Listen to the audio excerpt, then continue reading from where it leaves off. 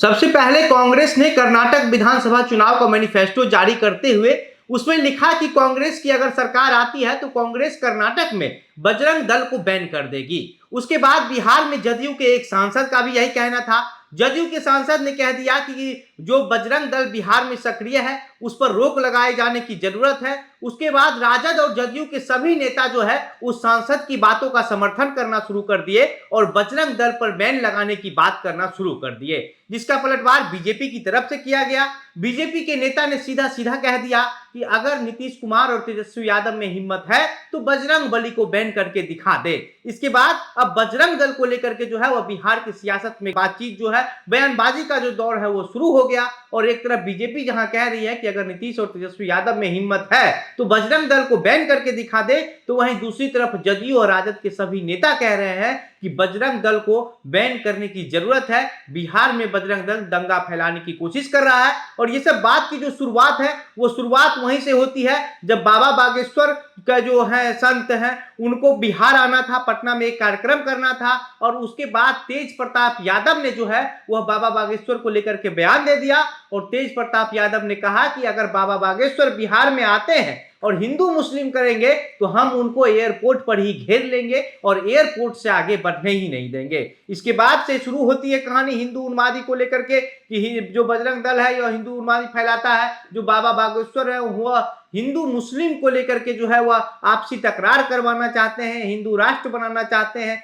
यहीं से शुरू होती है और बात धीरे धीरे जो है वो बजरंग दल तक पहुंच जाती है। आज की इस वीडियो में हम इन्हीं चीजों को लेकर के विस्तार से चर्चा करेंगे कि आखिर बजरंग दल को बैन करने का जो बात कही जा रही है वो किस आधार पर की जा रही है। क्या बजरंग दल वास्तव में जिस तरीके का जो एक सोच हो गया है जदयू और राजद के नेताओं के बीच उस तरीके का काम कर रहा है, या फिर बजरंग दल का अपना एक अलग एजेंडा है, अलग तौर तरीका है। इन्हीं चीजों को लेकर के विस्तार से बताएंगे। लेकिन उससे पहले नमस्कार, मेरा नाम घनश्याम सिंह है और आप द बिहार प्रोजेक्ट देख रहे हैं।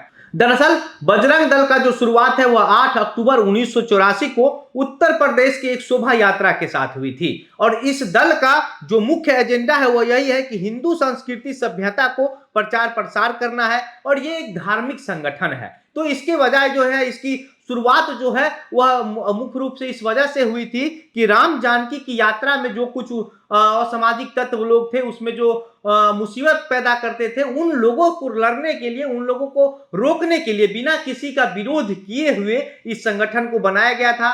बजरंग दल का जो संगठन है इस संगठन किसी के विरोध में नहीं बना था। ये जो संगठन है वह राम जानकी की शोभा यात्रा में हो रहे मुसीबत को रोकने के लिए, उसको संभालने के लिए बनाया गया था। और उसके बाद विनय कटियार जो है वह उनको जो है राष्ट्रीय संयोजक बनाया गया था और इस दल का जो मुख्य सूत्र है वह सेवा, सुरक्षा और संस्कृति ही है।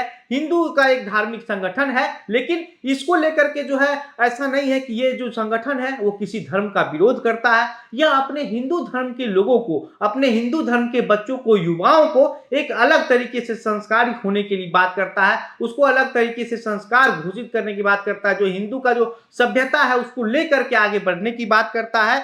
जब 1984 में इसकी स्थापना हुई थी उस समय जो है वह देश के युवाओं और साधुओं संतों को जो है इस दल से जुड़ने के लिए आह्वान किया गया था। उसके बाद धीरे धीरे लोग जो है वो जुड़ते भी गए और जुड़ने के बाद जो ये दल है वह हर राज्य में जो है एक तरीके से आप ये कह सकते हैं कि पूरे भारतवर्ष में अपना पांव पसारता गया और वहां से धीरे धीरे जो है लोग बढ़ते गए और आज इतने ज्यादा लोग जुड़ गए हैं। लगभग 28 लाख लोग इस दल में सक्रिय सदस्य हैं और 22 लाख कार्यकर्ता हैं। और इसके बाद अलावा जो है इस दल का जो संगठन है, जो हेडक्वार्टर है वह कई भारत के शहरों में है, जैसे चेन्नई, बेंगलोर, मुंबई, गुजरात, जयपुर, पटना, लखनऊ के साथ साथ और भी कई ऐसे शहर हैं जहां पर बजरंग दल का हेडक्वार्टर है।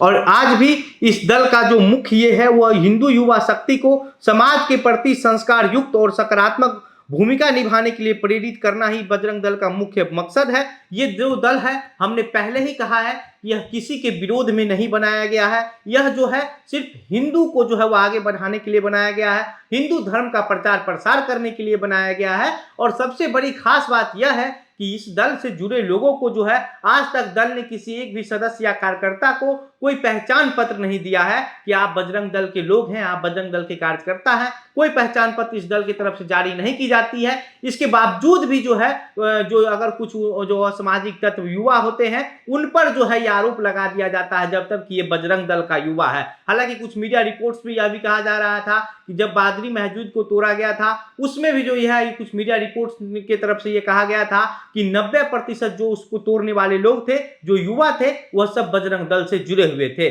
जबकि बजरंग दल जो है वह अपने किसी कार्यकर्ता और सदस्य को जो है वह कोई पहचान पत्र जारी नहीं करता। और इसके अलावा जो है जो विपक्षी दल है जिनको लगता है कि बजरंग दल जो है, कुछ लोग पार्टियों को लगता है कि बजरंग दल का जो एजेंडा है वो एक तरफ से बीजेपी की तरफ है, झुकाव ज्यादा है। इस वजह से बीजेपी के विरोध में जो पार्टियां हैं बिहार में या फिर भारत में आप कह लीजिए, वो लोग जो है वो बजरंग दल का खुल करके विरोध करते हैं। और आज बिहार में जो है वो बजरंग दल को बैन करने की भी बात कही जा रही है। बाकी आपको क्या लगता है कि क्या बजरंग दल को बिहार में बैन कर देना चाहिए? आपकी क्या प्रतिक्रिया है? अपनी बातें हमें कमेंट बॉक्स में लिखकर बताइए। वीडियो को शेयर कीजिए। मेरा नाम घनश्याम सिंह है। आप द बिहार प्रोजेक्ट देख रहे थे। बहुत बहुत धन्यवाद।